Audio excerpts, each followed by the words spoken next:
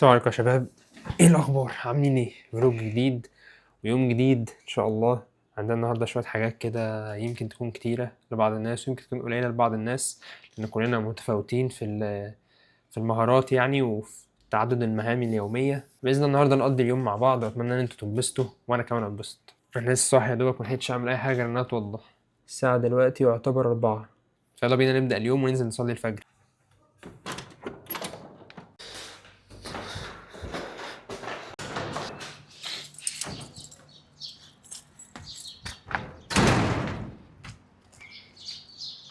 اكتر حاجه هتفرق فعلا في يومك انك تبدا يومك بصلاه الفجر، يعني دي حاجه فعلا لا تعوض. اليوم اللي سبحان الله الواحد بيبقى صاحي فيه ما صلاش الفجر بيحس ان الدنيا كلها فوق دماغه ومهموم ومتضايق. صلاه الفجر هي اكتر صلاه فعلا حاول انت ما تاثرش فيها. انت كده كده ما ينفعش تاثر في الخمس صلوات، ولكن صلاه الفجر بالذات سبحان الله بدايه اليوم، يومك يبقى بجد كله خلاص انت تمام. كل حاجه ان شاء الله بتكون متظبطه من حيث اي حاجه بقى، شغل، نفسيتك، تعاملك مع الناس، دينك، حتى بتحس ان هو كده سبحان الله. طريق المسجد واعر شويه، مليان عربيات تريلات وطريق سريع يعني.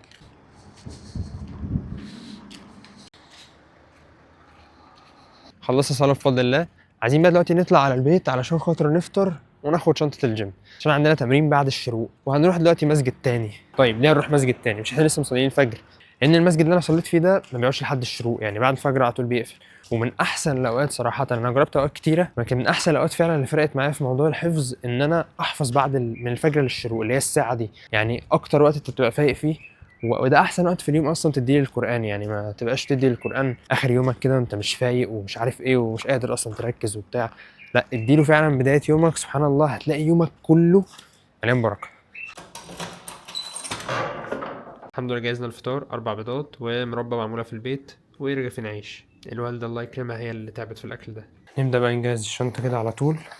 السباقة خلصنا، عايزين نجيب ميه بس هنشتري من تحت بقى عشان مفيش ازايز هنا. الشنطه دي بجد من احسن الشنط اللي انا لبستها في حياتي يعني.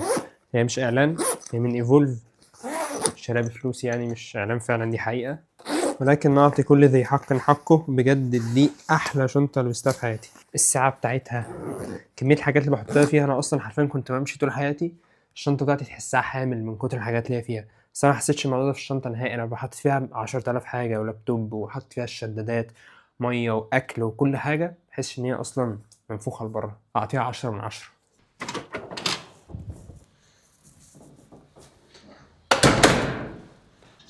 يعني اتاخرت شويه على ما جهزت كده وفطرت. طبعا انا كنت صاحي متاخر، كان المفروض اصحى قبل كده بشويه، ولكن ماشي يعني، ما لا يؤخذ كله لا يترك كله، يعني مش هنسيب كل حاجه. نستفاد بالتلت ساعه الجايين ان شاء الله ايه في الحفظ، وكده كده المسجد مش بعيد يعني. نستفاد برضو بالوقت ده واحنا ماشيين في الشارع اننا نقول اذكار الصباح. انا بستعمل ابلكيشن المصلي.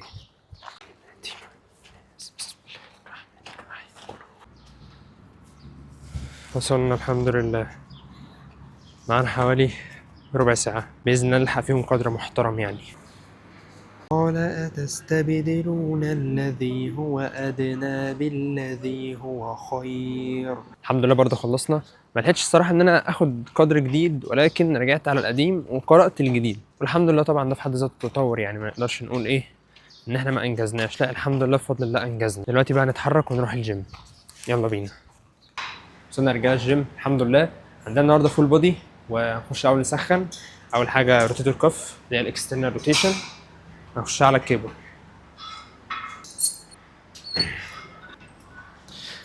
يعني يعتبر تسخين وفي نفس الوقت برضه تمرين عادي لعضلات الروتيتور كفس. الروتيتور كفس اللي هي المثبته للوح كتفك.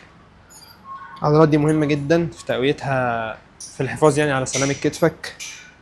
وفي نفس الوقت برضه بتساعدك شويه في ايه، في التمارين اللي هي فيها بريسز، خليك تشيل اوزان تقيله يعني. يلا بينا نرجع بعد كده فلات دمبل بريس، يلا بينا. بسم الله.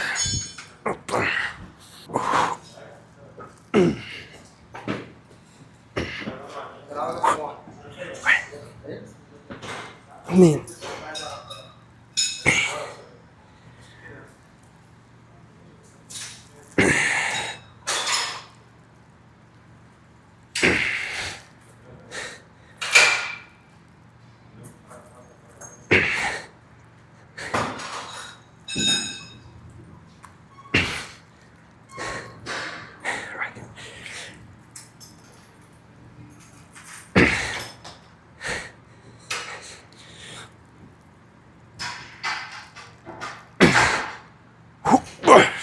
بسخن 2 مش بسخن 1.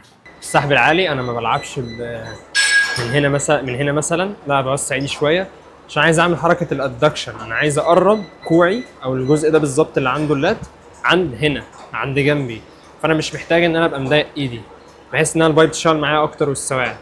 فبختار ان انا امسك من بره واسع وانزل ظهري مفرود، او ممكن اكون مدخل بطني لجوه شويه، يعني مش عامل كده ولا عامل كده اهو.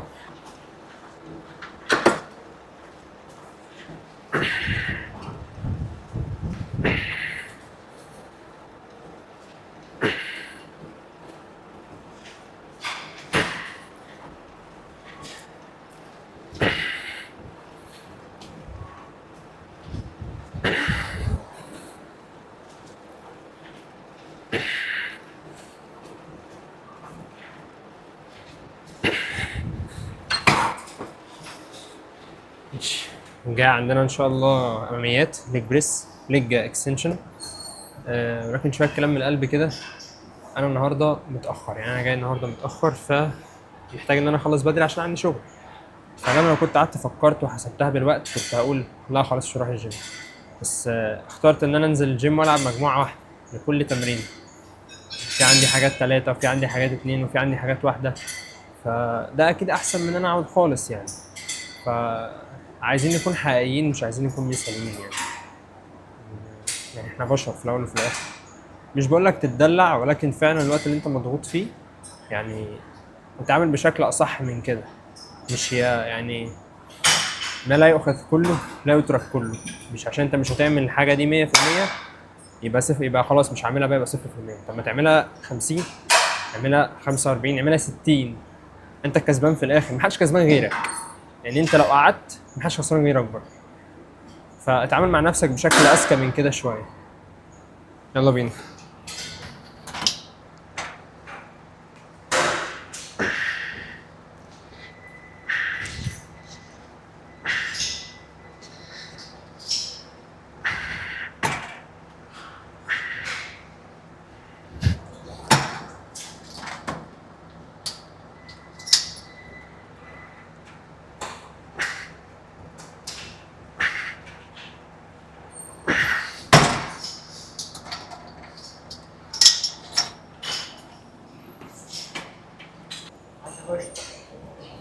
حبيبي يا غالي، في التمرينه دي بحاول ان انا نسبيا اقفل لحين كتفي. يعني انا مش عايز ابقى بسحب كده ولا ابقى بسحب بظهري، انا عايز ظهري يكون ثابت في حته معينه، يعني مرفوع لفوق بزاويه مثلا 75، وبسحب وبقفل لحين كتفي. يعني مش عايز ان انا ابقى عمال ايه بسحب وخلاص وعمال اعمل كده ومش عارف ايه. لا، انا هو زي ما انا اهو اهي رجليا مفرود، بقفل لحين كتفي وافتح تاني. مش عايز برضه وانا رايح اروح اعمل كده، لا، انا دراعاتي بس هي اللي هترجع خلاص. لحين كتفي اتفتحوا كده، مش محتاج اروح ولا اجي. ظهري وجسمي مفرودين زي ما هم، بس بعمل كده واروح كده تاني. بسم الله، يلا بينا.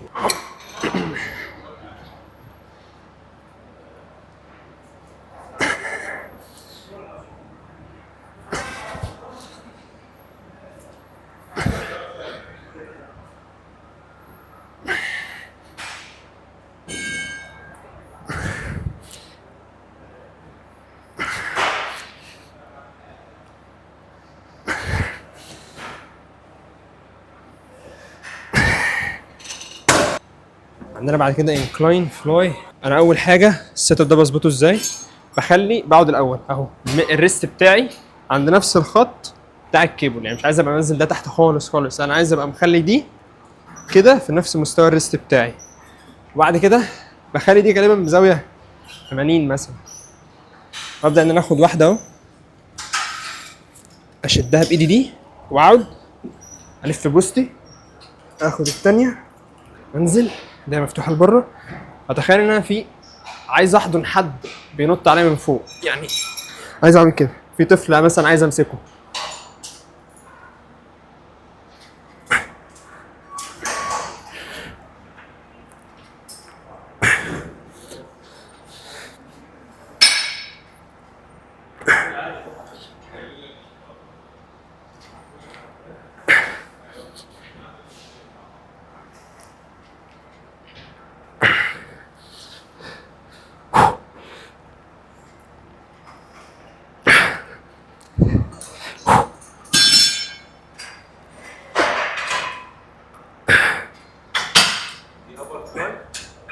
ايه؟ اور فلاير. انا سرقت الشداد بتاعك، معلش بقى. انت راجل محترم والله. ايه؟ الشداد وصاحبه يا لهوي، انا ما اقدرش على الكلام ده. الحمد لله خلصنا في وقت قياسي جدا، حوالي ساعه. معانا وقت باذن الله ان احنا نروح عشان نبدا شغل. اول حاجه هنعملها غالبا هي الشغل الاول على زين، وهعمل البلانز بتاعت العملاء الجداد، وهنبدا بعد كده نذاكر. ليه نذاكر؟ علشان خاطر انا بحضر لكورس معظمكم تقريبا يعرفه، واللي ما يعرفوش هو كورس اسمه من غير مدرب. اعرفك حرفيا في الجيم ازاي تعمل جدول التمرين بتاعك، الدايت بتاعك، كل حاجه يعتبر تعرف تعملها. تفهم بقى يعني ايه مجاميع، ويعني ايه عدات، يعني ايه بروجريسيف اوفرلود، يعني ايه راحه، يعني ايه عضله، تفهم وظيفه كل عضله، تعرف اساميهم، تعرف العظام والمفاصل. فيا جدعان الكلام ده بفلوس فعلا، الكلام ده فعلا بفلوس. الحاجات دي في كورسات حرفيا معديه ال 100,000 جنيه، انت حرفيا هتاخد الكلام ده ببلاش. فترقب وصلنا الكورس باذن الله تستفاد منه جدا، وفعلا هتسمع منه معلومات عمرك ما سمعتها في النت قبل كده، ولا بقى في تيك توك ولا في انستجرام ولا في اي حاجه. يلا بينا. فدي كانت مفاجاه شغاله عليها بقالي كتير يعني. عايز دلوقتي برضو قبل ما امشي اصور فيديو كده شرح تكنيك عشان انزله النهارده على الانستجرام بالليل والتيك توك. ودي كانت المفاجاه اللي انا شغال عليها بقالي وقت كتير، وغالبا كنت عمال امحلها في الفيديوهات يعني. بس كده. فعايز بقى دلوقتي كمان اصور فيديو قبل ما اروح عشان خاطر انزله النهارده على الانستجرام والتيك توك. يلا بينا. وصلت البيت الحمد لله وغيرت. هقعد بقى دلوقتي اكل. المفروض ان طارق جاي لي وعموري جاي لي، وطارق هو المبرمج وشريكي في زين. اصلا انا وهو بادئين مع بعض من الاول خالص، يمكن الناس اللي متابعاني من الاول عارفين ان احنا بادئين مع بعض حرفيا من تحت الصفر، من السالب. عندنا ميتنج وشويه حاجات هنتكلم فيها في الشغل، وعلى ما هما ما يجوا هقعد اشتغل شويه على حاجات، وهبدا اكل. بنناقش شويه حاجات كده هنا على السبوره. في حالة إن أنت ما تعرفش شكل الجداول بتاعتي، ولكن برضه هوريها لك. الجداول اللي الناس بتستلمها كده بيكون فيها صورة التمرين، الصورة في الأول، الحركة التانية، العضلة المستهدفة. هنا لينك أنا بشرح فيه إزاي تتمرن التمرينة دي، اسمها، اسم التمرينة، تسخن كام مجموعة بيها، تلعب كام مجموعة، تجيب كام عدة، الار اي ار بتاعك قد إيه للناس اللي فاهمة يعني إيه ار اي ار، واللي مش فاهم بفهمه بقى في فيديو كده بشرح فيه يعني الموضوع. وأنا ملاحظات زي الزق ظهرك في الجهاز ما تسيبش فراغ. أنا غلطت في شرح النقطة دي في التكنيك. ظبط الكرسي على إن لازم البايسبس بتاعتك تبقى مغطية، ده أنا كوعك يكون بزاوية 45. كل حاجة للناس. بيتأكد من صلى على النبي صلى الله عليه وسلم. كده النور صعب قوي هنا، كده أحسن شوية، وهنا هيبقى أحسن قوي. الحمد لله. عندنا غدا، الكوك أكل. الكوك الشيف انا عملت لك ميكس. بص، تلحق. كوسه، بطاطس ده معرفش ايه ده لو ده؟ اتاكل مع بعض ايه اللي هو هيحصل. ده بامية ده الباميه، ودي لحم عادي. ده ما شاء الله عليك. دي كوسه بطاطس طبيعيه جدا. عارف ده بقى لو اكلناه مره واحده هيبقى طبيعي يعني، هيبقى طبيعي على المعده، ولا هيحصل ايه اشكال يدعك صراحه. ورز كمان. يا سلام بعترف. يا سلام. هاكل بايه يا غالي؟ احنا بس نسخن الاكل ده الاول. نسخنه كويس بقى عشان دي بص مجلده. طب يلا بينا. هي اصلا من هي امبارح في الثلاجه. هي مجمده. اللهم بارك. ده كلام جامد، ده كلام جامد قوي. اللون اصلا بتاع الاكل حلو، الطعم بقى ان شاء الله يكون زي اللون. دي احسن خدمه في التدريب الاونلاين في زين حرفيا. احنا هنراجع التكنيك بتاعك كده واحده واحده، فيديو فيديو، ونقول لك فين الغلطات وفين المشاكل ونحلها لك. السلام عليكم يا رجاله، ايه الاخبار؟ غالبا ده اليوم التالت من اليوم اللي كنت بصور فيه النص الاولاني من الفلوج ده. انا ليه عملت كده؟ يومها حرفيا انا اتسحلت سحله مش طبيعيه في الشغل، واليوم اللي بعده اليوم اللي بعده، ونزلنا جبنا معدات عشان خاطر الكورس. لو انتم متابعين الكورس اللي هو اللي ما يعرفش، كورس اسمه من غير مدرب. الكورس ده هتتعلم فيه ازاي بالظبط تتمرن نفسك. لو انت حد ما تعرفش اي حاجه في الجيم، تتعلم التشريح، تتعلم علم الحركه، تتعلم التغذيه، تعرف تعمل نفسك ازاي جدول تدريبي، وتعمل نفسك جدول تغذيه، تعرف تمرن نفسك من الاخر. ده بالنسبه للسحله اللي انا اتسحلتها. في كمان ابديتس حصلت عايز اوريها لكم. يلا بينا. عايز اعرفكم على طاقم العمل في زين. يوسف السلام عليكم. مسؤول عن المونتاج ومسؤول عن التصوير في زين. جمال كل حاجه للكاميرا. الاخبار عاملين ايه؟ احنا هنعمل ايه الفتره الجايه يا جيمي؟ يا جمال مسؤول عن التسويق في زين. يعني ببساطة احنا نازلين بحاجات مش هتبقى موجودة تاني في السوق، فركزوا بس. هو ركزوا ده. للي جاي. ده طبعا العقل بتاعنا. صديق العقل المدبر المبرمج. طروق شريكي في زين. انا هو بدأنا زين من سنتين، ولكن هو مش بيحب يطلع، ما بيحبش يتكلم، ما بيحبش الظهور يعني ممكن نوصل بشكل ليه أصلاً؟ عام. اصلا بقى. بس يا شباب دي الحاجات اللي حصلت يعني اليومين اللي فاتوا. ما اعرفش انتوا ايه، ما اعرفش شفتوا السرير بتاعي قبل كده اكيد، ولكن هو حاليا ما فيش سرير، لان مكان السرير بقى مكاتب. السرير اهو واقف ورايا اهو. هو ده السرير حرفيا ليترلي. انا واقف ايوه، لا مش عايز اعمل تراك. ده السرير حرفيا. انا بقيت بنام هنا يعني، بقيت بمسك دي كده احطها مكان المكاتب هنا، عشان خاطر انام بعد ما الرجاله بتمشي. وجبنا بقى شويه معدات كده. كلت دي كانت عندنا. اشترينا الستاند ده. اشترينا برضه التيوب لايت ده كنا بنصور بيه امبارح كده فيديو بنجرب يعني الاضاءه بتاعه الكورس وكده. اوريكم فيديو دلوقتي هرفعه لكم. هيكون في بقى ايه اكتر من حاجه، نوعا ما بدانا نرجع للوضع الطبيعي بتاعنا، يبقى في رز وبتاع، بس هنحصل بقى ايه، انت معاك اهو 10 ايام دايركت 10 أيام كونتنت. ازيكم يا رجاله؟ بسم الله. يعني عايزين نتكلم شويه على فكره الصحيان بدري. انا ليه اصلا عملت الفيديو ده؟ انا صراحه ناوي ان انا باذن الله اشارككم الفتره الجايه البيرسونال لايف بتاعتي شويتين. يعني مش عارف الاضاءه هنا وحشه شويه، ولكن اتمنى تكونوا شايفيني. البيرسونال لايف بتاعتي شويه، حياتي، لان انا عايز افيدكم من جميع الجوانب. مش عايز افيدكم بس من الجانب بتاع الجيم او كده. نتعلم كلنا سوا وفي حاجات نستفيد منها كتير. لان انا نفسي برضو اكيد مفتقر لخبرات كتيره جدا في حياتي، محتاج ان انا اتعلمها، وهشارك معاكم تجاربي، هشارك معاكم حياتي. بس يعني الفلوجات ممكن تبقى بشكل عام الفتره الجايه حاجات اكيد هنلاقيها عن الجيم، وحاجات هنلاقيها خاصه باللايف ستايل بتاعتي.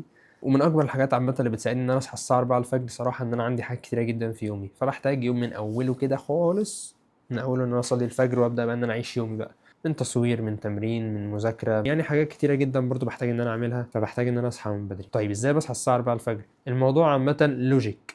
هقول لك ان انا بنام بعد العشاء، يعني دي اكيد كلمه انت سمعتها 10000 مره في حياتك. لكن ساعات الحاجات اللوجيك دي الحل بيبقى فيها، يعني ما فيش حل سحري. انت هتنام بدري علشان خاطر تصحى بدري. طيب في ناس تانية فعلا ما بينفعش معاهم الكلام ده. في ناس يعني على فكرة فكرة الصحيان بدري مش مرتبطة بالنجاح. في ناس ما صحيتش بدري طول حياتها ونجحت، ولكن ده اللي انا حاسه بينفع معايا. حاسس ان انا كمان بصحى الصبح الناس كلها نايمة، محدش هيشتتني، اهلي نايمين، كل حاجة كل حد نايم، ميعاد الشغل ما بدأش، فاقدر ان انا اتعلم واعمل حاجات كتير قوي قبل ما ميعاد الشغل يجي. فزي ما قلنا لوجيك، انا بصحى الفجر، بفضل قاعد لحد العشاء، ممكن في النص اخد قيلوله كده عشان اعرف ايه افوق واكمل نوم. يعني في حديث على الرسول صلى الله عليه وسلم قيلوا فان الشياطين لا تقيل. فالقيلوله فيها بركه كمان، يعني تكمله بقى اليوم وهكذا، وكمان سنه وتاخد حسنات وانت بتنام. فحاجات كتيره جميله يعني. بس الصحيان بدري صراحه من اكتر الحاجات اللي ساعدتني في حياتي ان انا اوصل لاماكن كتير قوي حلوه، لكن مش هتنفع لكل الناس. في ناس فعلا ما بتعرفش تصحى بدري، او ما بتلاقيش نفسها في الصحيان بدري، او مثلا شغلها بيحكمها ان هي ما تصحاش بدري. فما ينفعش نربط الصحيان بدري تحديدا بالنجاح. ممكن هتنجح بوسائل تانية، ولكن دي من اكتر الحاجات اللي ساعدت ناس كتيره قوي ناجحين ان هم ينجحوا. ولحد الان الحمد لله احنا خلصنا الفلوج. اتمنى تكونوا استفدتوا، اتمنى ان فعلا يكون في تاثير ولو بنسبه نص في المية لاي حد بيتفرج على الفلوج ده، ان هو فهم حاجه، في حاجه هيبدا يطبقها، حاجه هيبدا يعملها. انا فعلا يعلم الله ان انا هنا فعلا بحاول افيدك، لان العفن اللي احنا بنشوفه على السوشيال ميديا ده مش هينفع يكون متصدر قدام عينيك 24 ساعه. واتمنى ان ربنا ان هو يستعملني ان انا فعلا اكون نافع للناس، ما اكونش ضار ليهم. بس كده، يلا بينا عشان الظهر بيأذن، ننزل نصلي. باذن الله اشوفكم الثلاث الجاي. السلام عليكم.